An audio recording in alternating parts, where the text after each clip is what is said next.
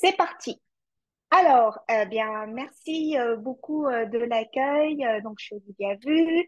Je travaille pour COP Carbone.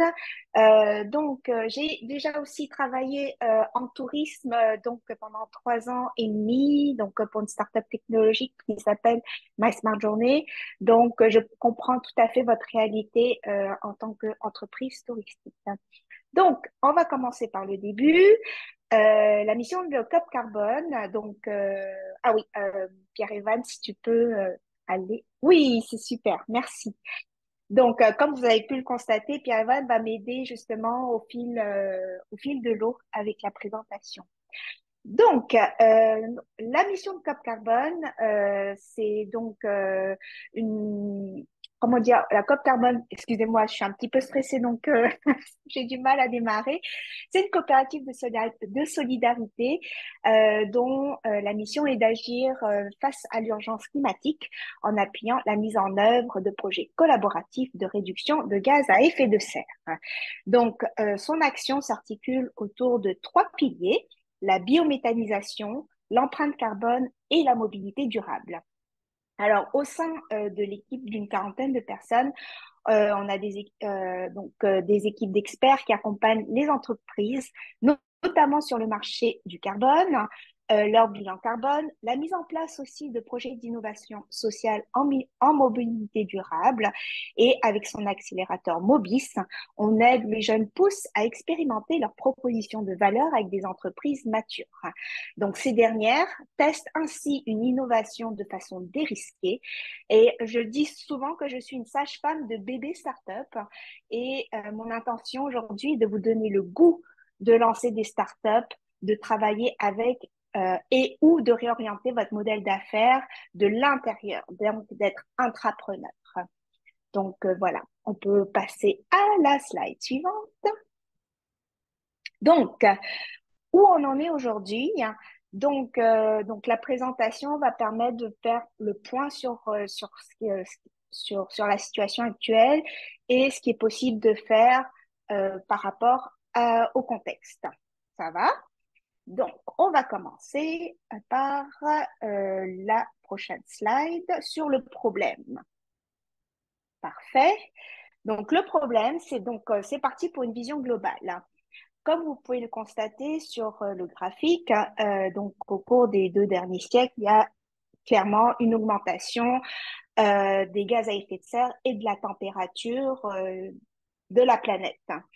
Tout a véritablement commencé avec l'activité industrielle d'après-guerre, après la Deuxième Guerre mondiale. Utilisation et production énorme avec les énergies fossiles que sont le charbon et le pétrole. Donc là, on saute dans le temps et au cours des années 2000, la Chine et l'Inde ont accéléré leur développement industriel et on constate une explosion de l'utilisation du charbon, notamment de très mauvaise qualité.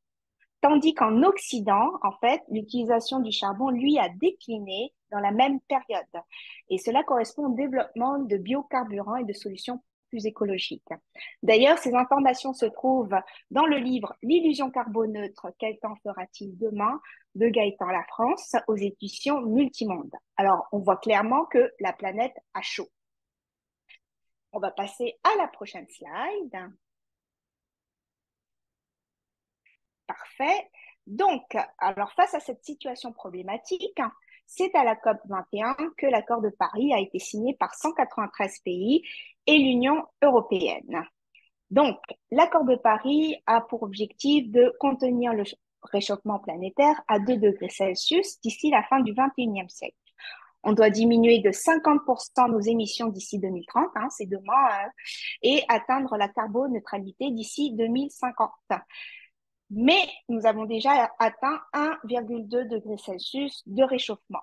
Comme vous le savez, la COP28 à Dubaï finit demain et selon le DG de COP Carbone, Jean Nollet, la pression s'intensifie sur les gouvernements et les entreprises. D'ailleurs, pour l'anecdote, le PDG de Rio Tinto a admis que s'il ne réduit pas ses émissions, il est remercié de son poste. Voilà, on peut sentir l'urgence climatique. Maintenant, on va passer en image sur l'atteinte de la carboneutralité planétaire. Parfait. Donc, comme vous pouvez le voir, c'est l'image de la baignoire, comme elle illustre très très bien en fait la situation dans laquelle on se trouve. À gauche, on peut voir les émissions naturelles de CO2. Donc, on en émet et puis c'est absorbé par la Terre de façon naturelle, notamment par les puits naturels que sont les forêts et les océans.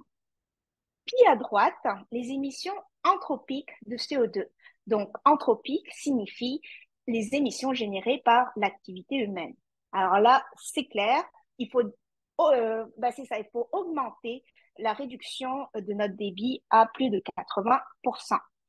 Donc là, vous voyez la limite de degrés Celsius, il ne faut pas la dépasser, sinon ça déborde. Et il faut aussi augmenter le nombre de puits anthropiques, donc retirer les émissions résiduelles, grâce à la technologie et les solutions basées sur la nature.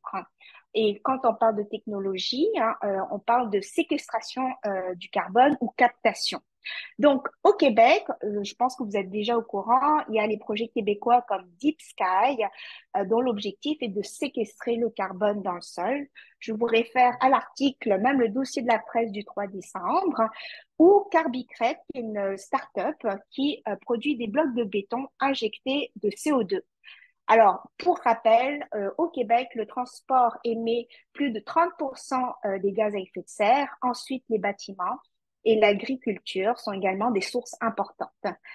Là, à date, est-ce que ça fait du sens tout ce que je vous dis? Donc, moi, je ne vous vois pas, mais j'ai besoin de oui, non, non, ça va trop loin.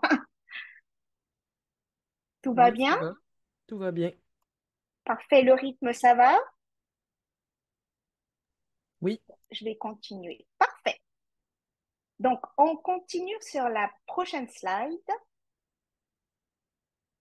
Parfait. Donc, qu'en est-il de votre entreprise? Parce qu'il s'agit de vous. On va y aller avec une définition large. C'est un regroupement de personnes ayant les mêmes valeurs et les mêmes ambitions. Et on parlait justement d'adaptation au changement climatique. Et en fait, dans le jargon, je vais faire une distinction entre adaptation et atténuation. OK?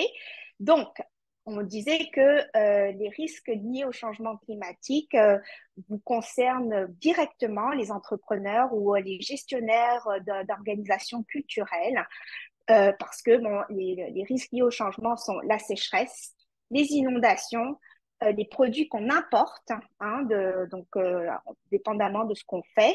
Et quand on parle d'adaptation, donc il y a une distinction entre adaptation et atténuation. Donc, je vais vous montrer à gauche. Donc, quand on parle d'adaptation, il s'agit des symptômes.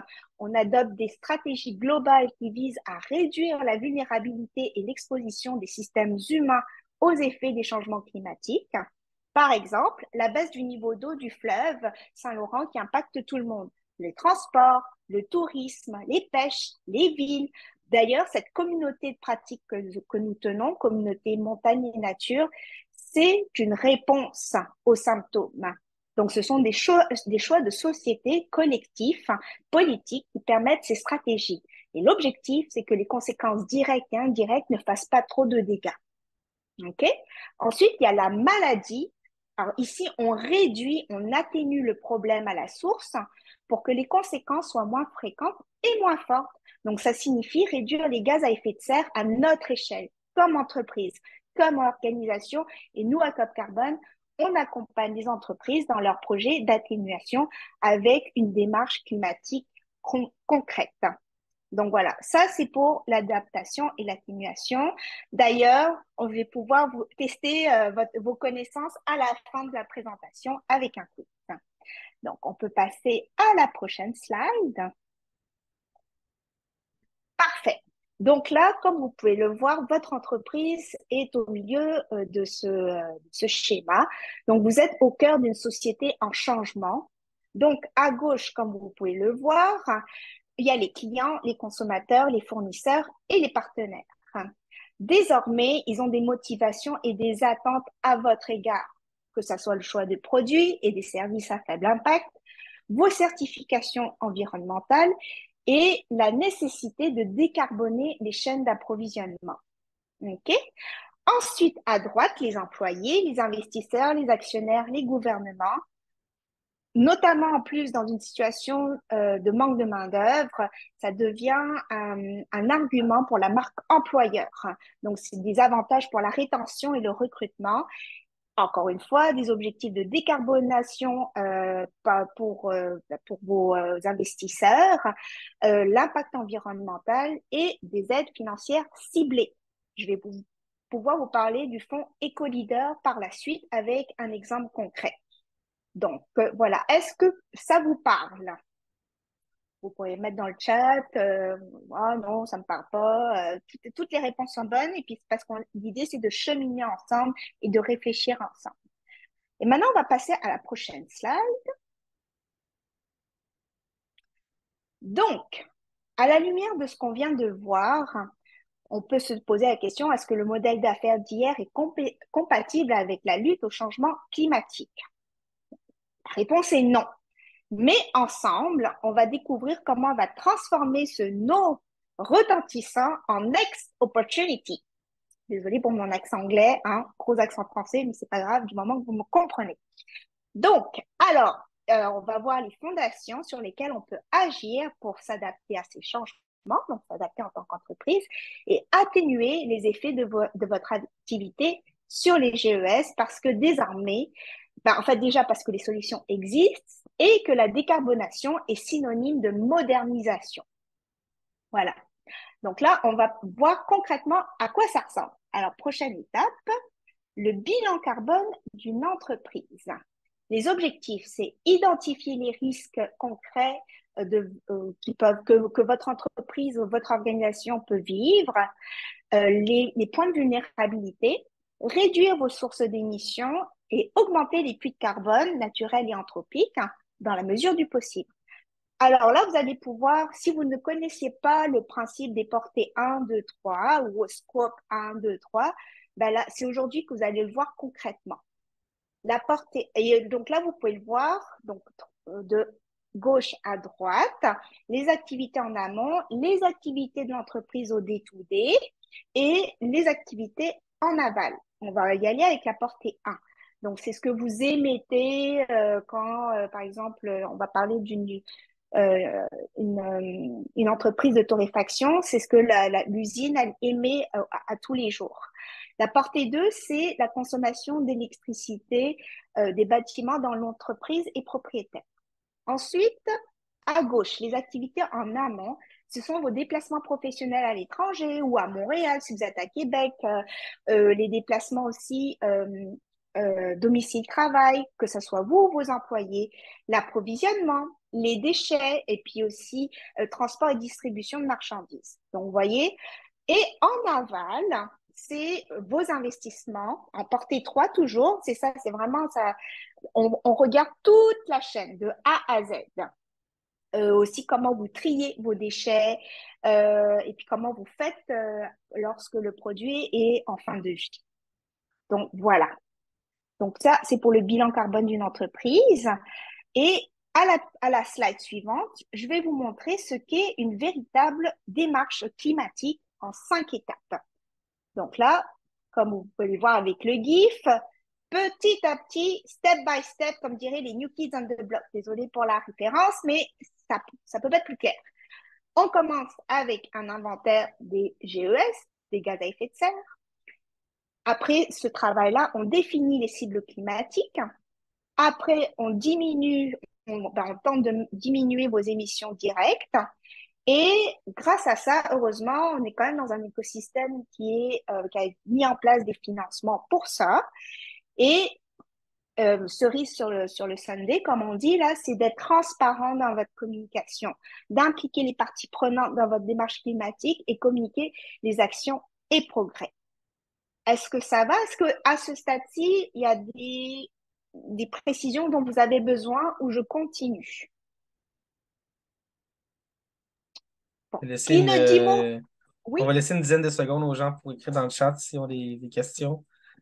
parfait. Olivier, Ah, est-ce que c'est du chinois pour toi ou ça te parle beaucoup? Je te vois acquiescer, je suis bien content de ça. ça me parle. Que c'est du chinois? Non, non, c'est tout bon pour moi. On a Et des très intéressants. très didactique, et pour le coup, très didactique. Et, Parfait. On nous a dit très Bon, intéressant dans le chat, fait que je pense qu'on peut continuer. excellent, parfait. Donc, on va continuer avec la prochaine slide. Donc, comme je vous l'ai dit, on va prendre le temps d'inspirer ensemble et de s'inspirer aussi. Donc, je vais vous présenter deux études de cas, deux exemples de simplicité dans l'exécution. Ensuite, je vais pouvoir vous montrer des solutions 100% québécoises et certaines françaises.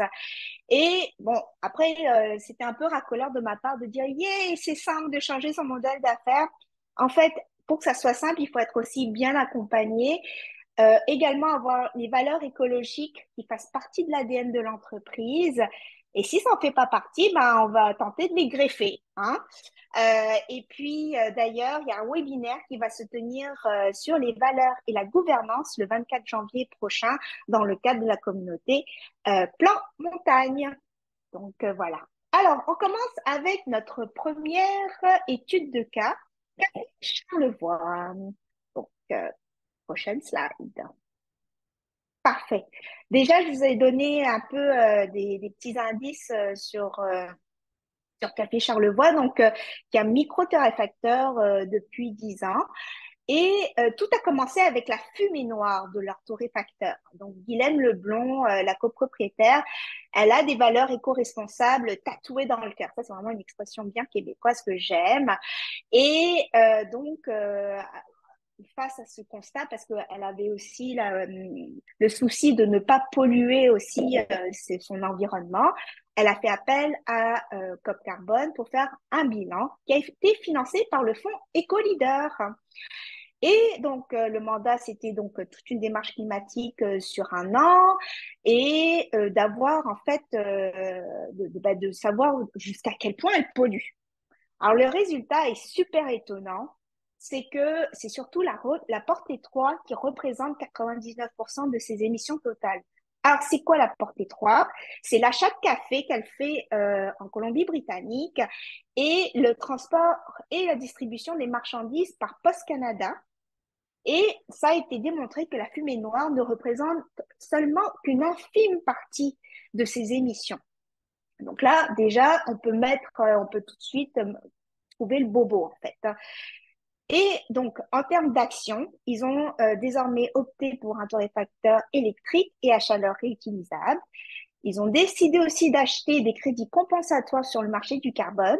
Donc ça, c'est ce que on fait aussi. Et puis, ils ont repensé leur chaîne d'approvisionnement avec des fournisseurs dits responsables. Et pour leurs employés, ils encouragent et favorisent la mobilité durable, ainsi que d'évaluer le contenu des matières résiduelles pour améliorer le tri et sensibiliser en continu.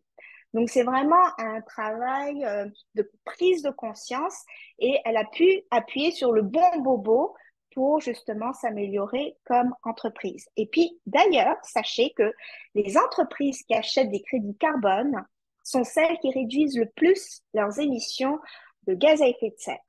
Donc, c'est comme un cercle vertueux dans lequel on met en place et qui s'active. Donc, voilà. Ça, c'est pour Café Charlevoix. Donc, maintenant, on va passer à la deuxième étude de cas. Mon quartier en boîte. Donc là, c'est un terrain d'expérimentation qu'on a mis en place avec l'accélérateur Mobis.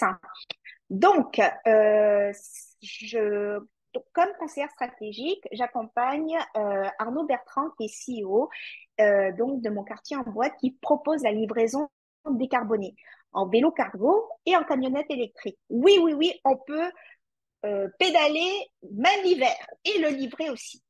Donc, et là, en fait, il avait un besoin d'accélérer sa commercialisation pour se faire mieux connaître. Et comme moi, j'ai un passé dans le milieu de l'édition, eh bien, j'ai fait un travail de commercialisation, j'ai démarché. J'ai dit, bon, bah, est-ce que tu aimerais tenter un terrain d'expé, un projet pilote? Donc là, j'ai parlé à une dizaine de librairies deux, trois maisons d'édition. Et eux, en fait, les librairies m'ont dit, OK, c'est bien beau là, Olivia, mais j'ai besoin de simplicité et effectivement, ils avaient aussi besoin d'une livraison alternative. Donc, et là, il fallait aussi comprendre l'impact financier et environnemental. C'est bien beau être vert, mais est-ce que ça coûte cher? Et cela a duré 3 mois, donc l'été dernier. Alors, la bonne nouvelle, il n'y a eu que des impacts positifs, hein. Il y a eu l'offre de livraison verte et durable à Québec. 8 entreprises ont fait la transition vers la livraison décarbonée et ce n'est pas plus cher.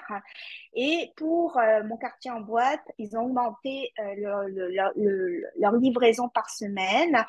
Et et ils ont, pendant le projet, c'est à peu près une demi-tonne de GES qui n'ont pas été émises durant le projet. Ça a encouragé le circuit court entre les commerçants et les clients. Et bien entendu, comme entreprise, ça baisse le temps de trajet, de manutention, le nombre de personnes dans le processus de livraison et on optimise les ressources.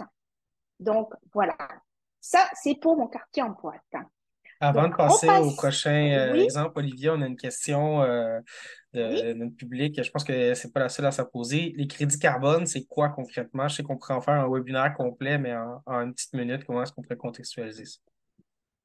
Oui, alors, chaque année, alors c'est ça. Bon, je vais y aller simple, hein.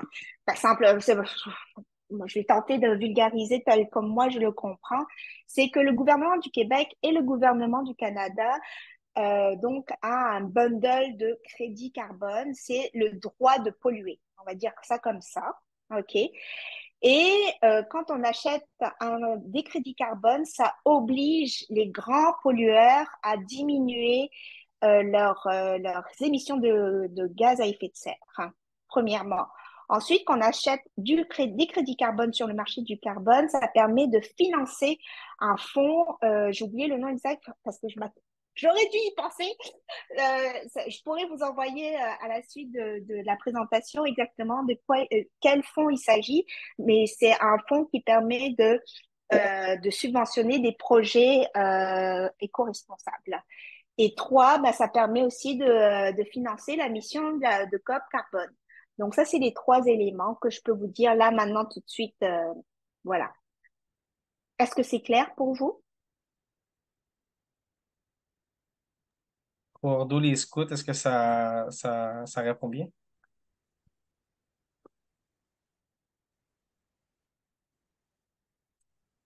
On va En plus continuer. de marché du carbone, il y a le marché volontaire et le marché réglementaire. Mais effectivement, ça prendrait. Alors, si vous voulez faire un webinaire juste sur le marché du carbone, eh bien, ben, c'est ça. Ce sera plus mon collègue expert en GES qui pourrait le faire. Ça va?